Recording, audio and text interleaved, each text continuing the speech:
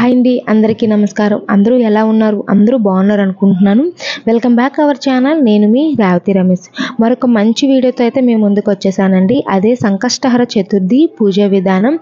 సంకష్టహర చతుర్థి పూజ ఎప్పుడు చేసుకోవాలి, ఈ నెలలో ఎప్పుడు వచ్చింది, 16వ తారీఖున చేసుకోవాలా, 17వ తారీఖున చేసుకోవాలా, అలాగే ఈ పూజని ఎవరు చేసుకోవాలి, ఈ పూజా పీఠాన్ని ఎక్కడ ఏర్పాటు చేసుకోవాలి, స్వామివారికి ముడుపు ఎలా కట్టుకోవాలి, అలాగే ఏ నైవేద్యాన్ని సమర్పించాలి, అలాగే స్వామివారి పీఠం పేరు ఏమిటి అన్న దాని గురించి అయితే ఈ వీడియోలో పూర్తిగా అయితే చెప్పుకుందామండి. అలాగే నా ఛానల్ ఎవరైతే ఫస్ట్ టైం విజిట్ చేశారో వాళ్ళు సబ్స్క్రైబ్ చేయడం మాత్రం మర్చిపోవద్దండి. అలాగే పక్కన ఉన్న గంట సింబల్ కూడా క్లిక్ చేయండి.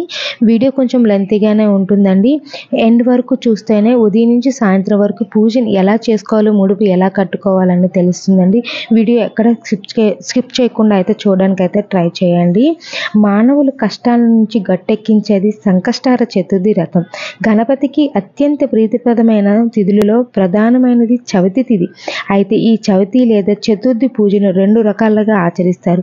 మొదటిది వరద చతుర్థి, రెండవది సంకష్టహర చతుర్థి. అమావాస్య తర్వాత వచ్చే చతుర్థి రోజున చేసే వ్రతాన్ని వరద చతుర్థి అని, పౌర్ణమి తర్వాత వచ్చే చతుర్థి రోజున చేసే వ్రతాన్ని సంకటహర చతుర్థి అని లేదా సంకష్టహర చతుర్థి వ్రతంగా అయితే అంటారండి.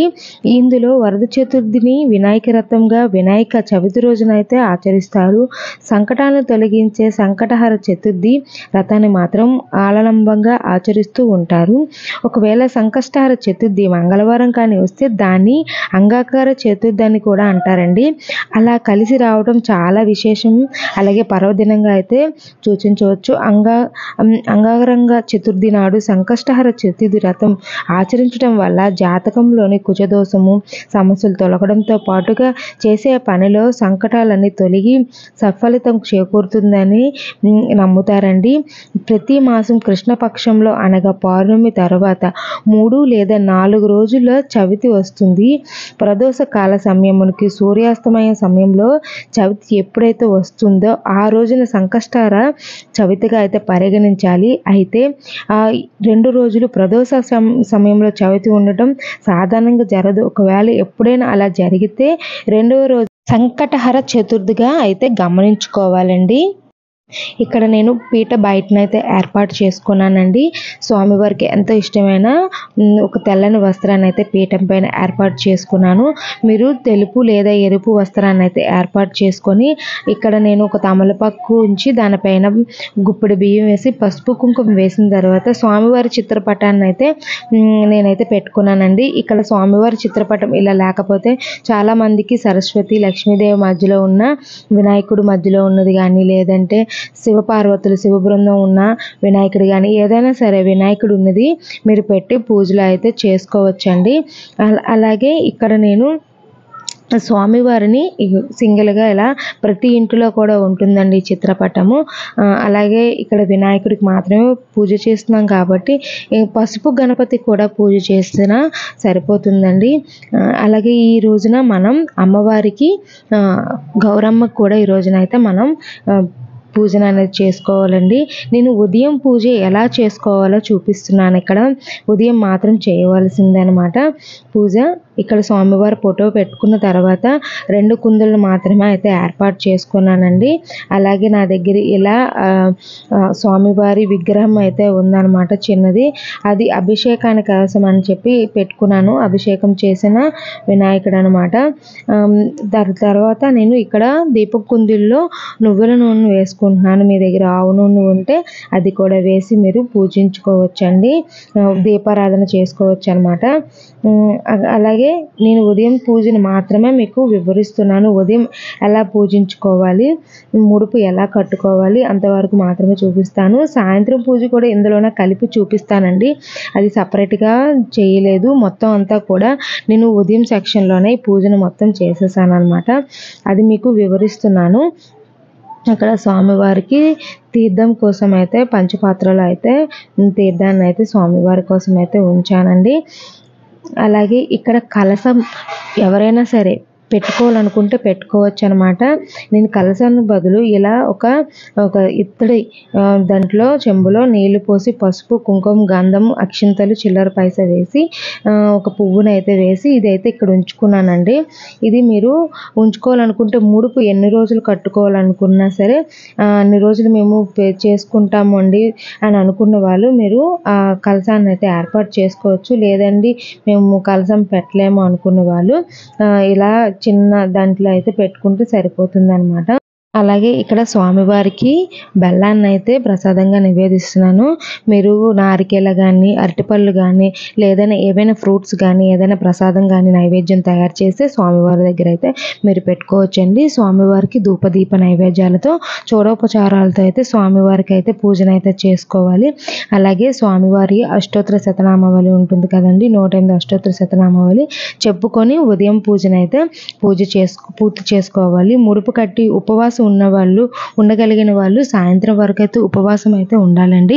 లేదు మేము ఆరోగ్యపరంగా మేము ఉండలేము అనుకున్న వారు స్వామి దగ్గర ఏదైతే ప్రసాదాన్ని నివేదిస్తున్నారో అది తీసుకొని స్వల్పంగా ఆహారాన్ని తీసుకొని అయితే స్వామివారికి అయితే ముడుపు కట్టి మీరు అలా మితంగా తీసుకున్న ఆహారంతో అయితే మీరైతే ఉపవాసం అయితే ఉండవచ్చండి.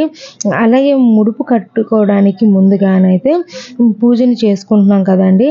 అలాగే మీరు ముడుపు కట్టాలి అంటే ఎన్ని రోజులు కట్టుకోవాలి, ఎలా కట్టుకోవాలి దాని గురించి అయితే చెప్తానండి. సంకటహర చతుర్థి వ్రతం పూజ విధానం.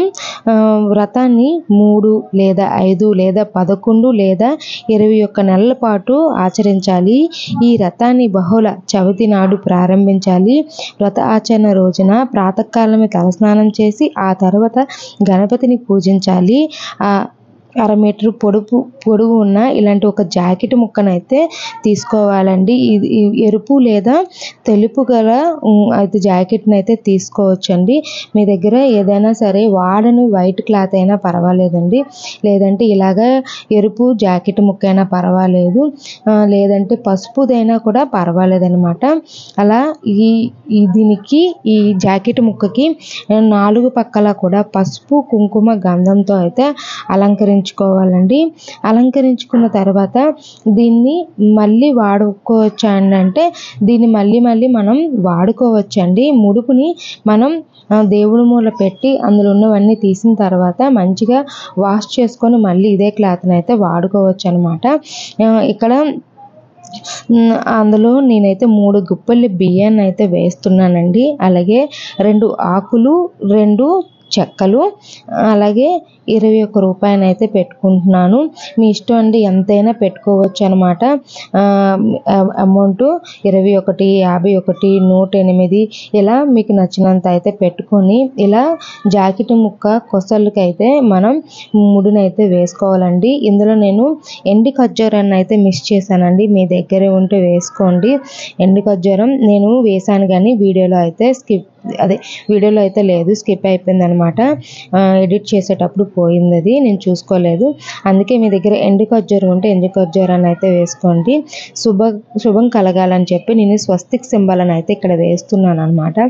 మీరు వేసుకోకపోయినా పర్వాలేదు. ముడుపు పైన పసుపు, కుంకుమ, కొంచెం అక్షింతలు అయితే వేసి స్వామివారి దగ్గర పాదాల దగ్గర పెట్టి మీరేం కోరికనైతే కోరుకుంటున్నారో ఆ కోరికను తీర్చమని స్వామివారికి ఇలా మీరు 3 లేదా 5 లేదా 11 లేదా 20 నెలల పాటు అయితే ఈ వ్రతాన్ని అయితే ఆచరించాలండి. ప్రతిసారి కూడా ముడుపునైతే కట్టుకోవాలి. అలాగే స్వామివారికి ఉదయం సాయంత్రం అయితే పూజనైతే చేసుకొని స్వామివారి దగ్గర అయితే ఈ ముడుపునైతే ఉంచుకోవాలండి. ఈ ముడుపుని ఏం చేయాలి అంటే మీరు ఎప్పుడైనా సరే సాయంత్రం వేళల్లో తీసేటప్పుడు దాన్ని ఏం చేయాలంటే ఆ బియ్యాన్ని పరమాన్నంగా నైవేద్యం చేసి సాయంత్రం వేళలో స్వామివారి దగ్గర పెట్టి మీరు స్వీకరించి మీ చుట్టుపక్కల ఉన్న వారికి పంచవచ్చండి. ఆకు, చెక్క, అలాగే డబ్బులు పెట్టాం కదండి, మీ దగ్గరలో ఉన్న గుడికి వెళ్ళి అది ఎవరైనా బ్రాహ్మణులకి దక్షిణంగా ఇస్తే చాలా మంచిదండి. అలాగే ఈ ముడుపుకి నేను ధూపం, దీపం అన్నీ కూడా సమర్పిస్తున్నాను.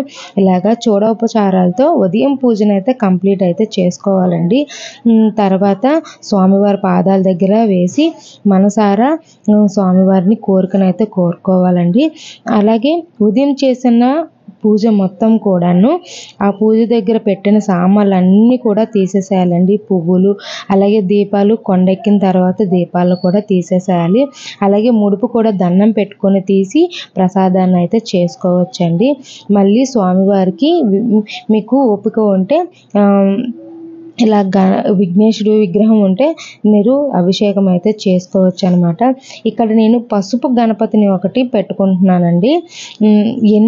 ఎన్ని గణపతులు ఉన్నా కానీ పసుపు గణపతిని కంపల్సరిగా ఈ పూజలు అయితే పెట్టుకోవాలండి. అలాగే ఇక్కడ గౌరమ్మకు కూడా నేను పూజను అయితే చేసుకోవాలనుకుంటున్నాను. ఈరోజు ప్రత్యేకంగా గౌరమ్మకు కూడా పూజను అయితే చేసుకుంటారండి. అందుకోసమనే నేను ఇక్కడ గౌరమ్మను కూడా పెట్టుకున్నాను అనమాట. అలాగే నేను డెకరేషన్ గా ఉంటాయని అమ్మవారికి ఇష్టమైన ఏనుగులు అయితే వాహనాలలాగా ఉన్న ఏనుగులు అయితే పెట్టుకున్నాను. అలాగే అమ్మవారికి పసుపు కుంకుమను అయితే సమర్పిస్తున్నాను. నేను సాయంత్రం దీపానికి మరొక 2 కుందులను అయితే ఏర్పాటు చేసుకున్నానండి. ఎందుకంటే ఉదయం కుందులను దీపం కొండెక్కిన తర్వాత వాటిని తీసి కడిగి మళ్ళీ మరలా పెట్టుకోవాలి. అవి కుందులను వాడకూడదు అనమాట. అందుకనే నేను ఉదయం కుందులను అలాగే వదిలేసి నేను మళ్ళీ 2 కుందులను పెట్టి స్వామివారికి దీపాన్ని అయితే ఇక్కడ నేను వెలిగించుకుంటాను ఏకహారతితో. అలాగే స్వామివారికి అయితే అభిషేకాన్ని అయితే చేస్తున్నానండి పంచామృతాలతో. మీరు విడివిడిగా అయినా చేసుకోవచ్చు, లేదంటే ఇలా కలిపి కూడా అభిషేకం అనేది చేసుకోవచ్చు.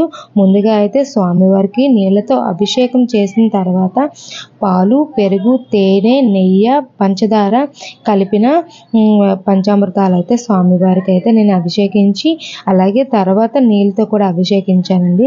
అలాగే పసుపు, కుంకుమ, చందనం కూడా మనం అభిషేకించుకోవచ్చు. అలాగే ఫ్రూట్స్ కూడా ఏమైనా ఉంటే జ్యూసులు అవి కూడా వేయచ్చు. పళ్ళు కూడా ఉంటే అవి కూడా మనం స్వామివారికి అయితే వేసి అభిషేకించుకోవచ్చండి. మీ శక్తి కొలది అభిషేకాన్ని అయితే చేసుకోండి. మేము ఇన్ని చేయలేము అనుకున్న వాళ్ళు నీళ్ళతో అభిషేకం చేసినా సరిపోతుందండి. కొంచెం పాలను కూడా లేదంటే చిటికెడ పసుపు, చిటికెడ కుంకుమ, గంధం కూడా కలిపి స్వామివారికి అయితే అభిషేకం చేసుకోవచ్చండి. ఇలా అభిషేకం చేసుకున్న తర్వాత స్వామివారిని క్లీన్ చేసుకొని పసుపు కుంకుమతో అలంకరించుకున్న తర్వాత ఆ విగ్రహాన్ని మళ్ళీ ఇక్కడ ఒక పీట వేసి దానిపై తమలపాకు వేసి స్వామివారి విగ్రహాన్ని అయితే ఇక్కడ పూజలు అయితే మనం ఉంచుకోవాలండి. అలాగే పూజ సమయం వచ్చేసరికి 2025 సంకష్టహర చతుర్థి. అలాగే స్వామివారి పీఠం పేరు వచ్చేసి వికట సంకష్ట చతుర్థి అని అంటారని పిలుస్తారండి. 2025 16న అయితే జరుపుకోవాలి. ఈరోజు వైశాఖ మాసంలో కృష్ణపక్షంలో చంద్రుని తిథి నాడు వస్తుందండి చతుర్థి. తిథి ఏప్రిల్ 16 మధ్యాహ్నం 1:16 గంటలకు ప్రారంభమై ఏప్రిల్ 17న మధ్యాహ్నం 3:2023 గంటలకైతే ముగుస్తుంది. భక్తులు సూర్యోదయం నుండి చంద్రోదయం వరకు ఉపవాసం ఉంటారు. గణేశుడికి ప్రార్థనలు మరియు హారతి సమర్పిస్తారు. మరియు చంద్రుడు ఉద్దేశించిన తర్వాత ఉపవాసం అయితే విరమించాలండి. తేదీ బుధవారం ఏప్రిల్ 16, 2025 కృష్ణపక్షం చతుర్థి తిథి. చంద్రోదయం రాత్రి 10 గంటలకు. పూజా సమయము మణి కంట్రోల్ ప్రకారం పూజ సాధారణంగా సాయంత్రం సూర్యాస్తమయం తర్వాత చంద్రుడు ఉదయించే ముందు నిర్వహిస్తారు. ఈరోజు గణేశుడికి అంకితం చేయబడుతుంది మరియు భక్తులు అడ్డంకులు తొలగించడం కోసం మరియు శాంతి, సంపద మరియు జ్ఞానం కోసం ఆశీర్వాదాలు కోరుకుంటారు. కాబట్టి సూర్యోదయంకు వచ్చిన పండుగనే అయితే మనం జరుపుకోవాలండి. అలాగే స్వామివారికి ఇక్కడ నేను అష్టోత్తర శతనామావళి చెప్పుకుంటూ అయితే పూజను అయితే ప్రారంభించానండి. అంటే స్వామివారికి మీ దగ్గర అష్టోత్తర శతనామావళి బుక్ ఉంటే ఇలా చదువుకోండి, లేదంటే ఏదైనా పీడిఎఫ్లోనైతే డౌన్లోడ్ చేసుకొని అయితే చదువుకోండి. లేదంటే ఓం గణ్ గణపతియే నమః అని మంత్రాన్ని 108 సార్లు చదువుకుంటూ స్వామివారి పాదాల దగ్గర గరిక మరియు పుష్పాలను మరియు అక్షంతలను అయితే సమర్పిస్తూ పూజను అయితే చేసుకోవాలండి. ముందు పసుపు గణపతికి పూజ చేసుకున్న అనంతరము మన దగ్గర ఉన్న విగ్రహానికి అయితే పూజను అయితే చేసుకోవాలండి. మీ దగ్గర ఎంత గరిక ఉంటే అంత గరికతో కూడా ఈ రోజునైతే పూజను అయితే చేసుకోండి. చాలా మంచిదన్నమాట. మన కష్టాలన్నీ తొలగిపోయి మంచి చేకూరుతుందండి. అలాగే ఈ పూజ ఎక్కడ చేసుకోవాలండి అంటే మీరు విడిగా పీఠాన్నైనా ఏర్పాటు చేసుకోవచ్చండి. లేదంటే మీరు పూజా మందిరంలో కూడా ఈ పూజనైతే చేసుకోవచ్చు. ఈ ముడుపును కూడా పూజా మందిరంలో కూడా పెట్టుకోవచ్చనమాట.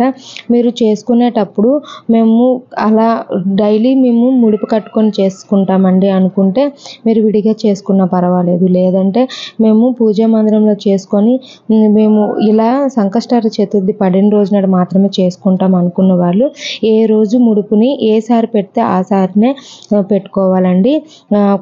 కొత్తగా పెడుతూనే ఉండాలన్నమాట. లేదు కంటిన్యూస్గా మేము పూజనైతే మేము ఈ 11 పూజని 3 రోజులు లేదా 5 రోజులు చేసుకునే వాళ్ళు కంటిన్యూస్గా పూజనైతే చేసేసుకోవచ్చు. లేదు మేము ఇలా నెలకు ఒక్కసారి చేసుకున్న వాళ్ళు ఎప్పుడు ముడుపు అప్పుడే కట్టుకోవాలండి. అలాగే ఇలా పూజనంతా కూడా చేసుకున్న తర్వాత నేను అమ్మవారికి అయితే నేను పసుపు కుంకుమలతో అయితే గౌరమ్మకైతే పూజనైతే చేస్తున్నానండి. అమ్మవారి పసుపు కుంకుమలతో చేయటం వల్ల మన పసుపు కుంకాలు సౌభాగ్యాలు కూడా మంచిగా ఉంటాయని చెప్పేసి అమ్మవారికి అయితే ఇలా పూజనైతే చేసుకోండి. అలాగే ఈ పూజ చేయటం వల్ల కుజదోషం కానీ లేదంటే ఇంట్లో కష్టాలు కానీ ఏ పని కూడా సక్రమంగా నెరవేరకపోవడం, అడ్డంకులు వచ్చి ఆగిపోవడం, ఏ పని మొదలు పెడితే ఆ పని సగంలో ఉండిపోవడం ఇలాంటివన్నీ కూడా అండి ఈ ఒక్క పూజ చేయటం వల్ల అయితే మనకి ఉన్న సమస్యలన్నీ కూడా తొలగిపోతాయండి. అన్ని కష్టాల నుంచి గట్టెక్కే వ్రతం ఏదైనా ఉంది అంటే ఈ సంకష్టహర చతుర్థి వ్రతమేనండి. అలాగే ఇక్కడ నేను స్వామివారికి అయితే ఉదయాన్నే పూజ మరియు సాయంత్రం పూజనైతే కూడా చేసుకుంటున్నాను.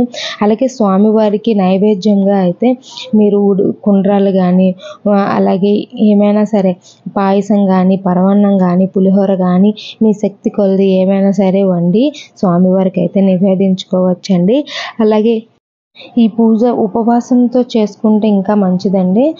లేదు అంటే మాకు చేసుకోలేమండి ఇలా అనుకున్న వాళ్ళు మితంగా ఆహారాన్ని అయితే తీసుకొని పూజనైతే ఈ రథాన్ని అయితే మీరు చేసుకోవచ్చండి. పిల్లలు లేని వాళ్ళు లేదంటే సంతానం కోసం బాధపడుతూ పెళ్ళి కాని వాళ్ళు ఎవరైనా సరేనండి పిల్లలకి విద్య గురించి కూడా ఈ పూజనైతే పిల్లలతో చేయిస్తే ఇంకా మంచిదనమాట.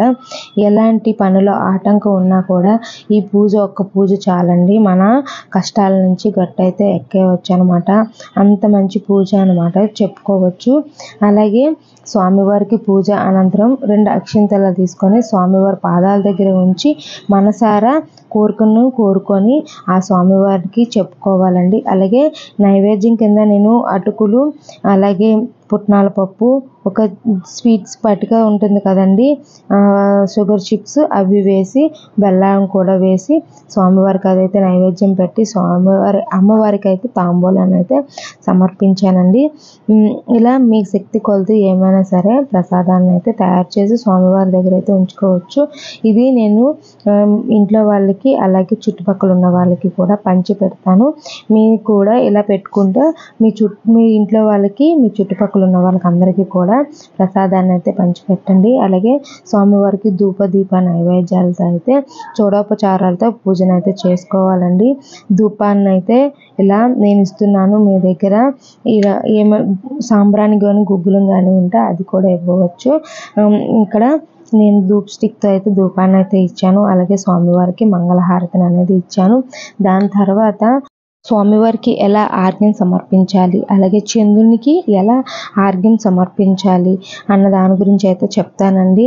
మీకు చంద్రుడు చూడడానికి అవ్వట్లేదు మబ్బుల్లో ఉండిపోయింది అయితే మేము ఆర్ఘ్యం సమర్పించకూడదు అంటే చుక్కలు చూసి కూడా స్వామివారికి ఆజ్ఞాన్ని అయితే సమర్పించవచ్చండి. అది మీ బాల్కనీలో కానీ మీ గుమ్మం దగ్గర ఎక్కడైనా సరే మీరు ఆజ్ఞాన్ని అయితే సమర్పించుకోవచ్చు. ఇక్కడ నేను స్వామివారికి అయితే ఆజ్ఞాన్ని అయితే సమర్పిస్తున్నానండి. కొన్ని అక్షింతలు ఒక ఎర్రని పుష్పాన్ని తీసుకొని స్వామివారి దగ్గర వేస్తూ స్వామివారి నామాన్ని తలుచుకుంటూ అయితే 3 సార్లు ప్రథమ ద్వితీయ తృతీయ అని చెప్పేసి ఇలా 3 సార్లు అయితే అనుకుంటూ వేసుకుంటున్నానండి. ఈ 3 సార్లు కూడా ఇలా మనం వేసుకొని స్వామివారికి అయితే ఆజ్ఞాన్ని అయితే సమర్పించుకోవాలన్నమాట. 3 సార్లు కూడా చెప్పుకుంటూ 3 శ్లోకాలు ఉంటాయండి. ఆ శ్లోకాలు చెప్పుకోలేని వాళ్ళు ప్రథమ ద్వితీయ తృతీయ అని చెప్పేసి ఇవి 3 చెప్పుకుంటే సరిపోతుందన్నమాట. అలాగే ఇప్పుడు చంద్రునికి ఆజ్ఞం అండి. ఇలా ఒక ఇత్తడి ప్లేటు ఇలా బౌల్ అయితే పెట్టుకొని తెల్లని అక్షింతలు ఒక తెల్లని పుష్పాన్ని అయితే తీసుకొని పాలతోనే స్వామివారికి కూడా చంద్రునికి కూడా చంద్రుని ఆజ్ఞం కూడా 3 సార్లు ప్రథమ ద్వితీయ తృతీయ అని చెప్పుకుంటూ అయితే ఆజ్ఞాన్ని అయితే సమర్పించుకోవాలి. ఇట్లు కూడా 21 శ్లోకాలతో అయితే ఉంటుంది. 3, 7, 21 శ్లోకాలు అయితే ఉంటాయండి. మేము చెప్పుకోలేము అనుకున్నాను, ఇలా 3 సార్లు అనుకుంటే సరిపోతుందండి. ఇలా ఉదయం నుంచి సాయంత్రం వరకు పూజా విధానం అయితే మీకు అర్థమైందని అనుకుంటున్నానండి. ఏమైనా డౌట్స్ ఉంటే కింద కామెంట్ సెక్షన్లో కామెంట్ చేయండి, కంపల్సరీగా రిప్లై అనేది ఇస్తాను. అలాగే నా ఛానల్ ఎవరైతే ఫస్ట్ టైం చూసారో వాళ్ళు సబ్స్క్రైబ్ చేయడం మాత్రం మర్చిపోవద్దండి. అలాగే పక్కన ఉన్న గంట సింబల్ కూడా క్లిక్ చేయండి. అందరికీ యూజ్ఫుల్ వీడియోనండి, దీన్ని షేర్ కూడా చేయండి, అందరికీ కూడా అర్థమవుతుంది. నేను ఉదయం నుంచి సాయంత్రం వరకు మీకు పూజనైతే ఎలా చేయాలో అంతా కూడా వివరించి మీకు ఒకేసారి చేశానండి. మీరు దీన్ని ఒకేసారి చేయకండి. ఉదయం పూజ ఉదయం చేసుకోండి, సాయంత్రం పూజ సాయంత్రాన్ని అయితే చేసుకోండి. ఆ ముడుపును కూడా ఏం చేయాలో చెప్పాను కదా, అలా చేయండి. అలాగే ఇక్కడ గరికెను అక్షింతలను పువ్వులను అన్నీ కూడా ఏవే పారి సరయ్యలో అయితే వేసి కలిపేసేయండి. ఈ పసుపు గణపతి అలాగే పసుపు గౌరమ్మ ఉంది కదండి, అవి మీరు స్నానానికి వెళ్ళే ముందు ముఖానికి మాత్రమే కొంచెం కొంచెం తీసుకొని ముఖానికి చేతులకు మాత్రమే రాసుకొని మీరు స్నానం అయితే చేసేయచ్చండి. ఈ ప్రసాదాన్ని చుట్టూ ఉన్న వాళ్ళకైతే ప్రసాదం అని చెప్పి అందరికీ కూడా పంచేయవచ్చండి. ముడుపులు ఉన్న బియ్యాన్ని అయితే నైవేద్యంగా చేసి అది స్వామివారి దగ్గర పెట్టి మీరు కొంచెం తిని మీ చుట్టుపక్కల ఉన్న వాళ్ళకు కూడా ప్రసాదాన్ని అయితే పంచవచ్చండి. మీకు తాంబూలం ఇవ్వాలనుకుంటే ఒక 3 పేరెంటాలు మీ శక్తి కొలది అయితే తాంబూలం కూడా ఇచ్చుకోవచ్చండి. లేదు మేము చేయలేము అనుకున్న వాళ్ళు ఆ స్వామివారి దగ్గర పెట్టిన తాంబూలం ముడుపులో కట్టిన 21 రూపాయలు కూడా ఎవరైనా బ్రాహ్మణులకి మీ దగ్గరలో ఉన్న టెంపుల్ ఏదైనా ఉంటే దగ్గరలో ఉంటే అక్కడికి వెళ్ళి స్వామి పురోహితులకైతే అదే బ్రాహ్మణ్స్కి అయితే మనం ఇది తాంబూలం కింద ఇచ్చి వాళ్ళ ఆశీర్వాదం తీసుకుంటే ఆ స్వామి ఆశీస్సులు అయితే మనపై ఉంటుందండి. ఈ పూజా విధానం మీకు అందరికీ కూడా అర్థమైందని అనుకుంటున్నానండి. అందరికీ కూడా thank you so much. Thank you for watching. అందరికీ నమస్కారం.